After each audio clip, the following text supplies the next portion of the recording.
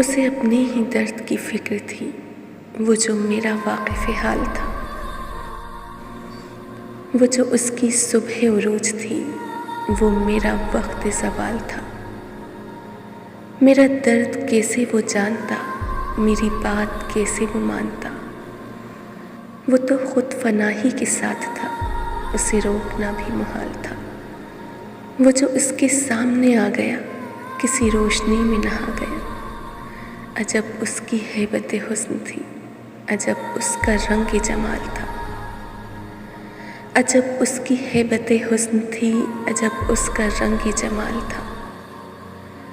دم واپسی اسے کیا ہوا، نہ وہ روشنی نہ وہ تازگی، وہ ستارہ کیسے بکھر گیا، وہ جو اپنے ہی آپ مثال تھا۔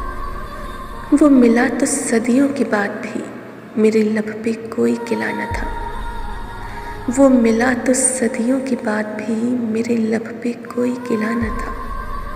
اسے میری چپ نے رلا دیا، جسے گفتگو میں کمال تھا، میرے ساتھ لگ کے وہ رو دیا، اور صرف اتنا ہی کہہ سکا، جسے جانتا تھا میں زندگی، وہ تو صرف وہم و خیال تھا۔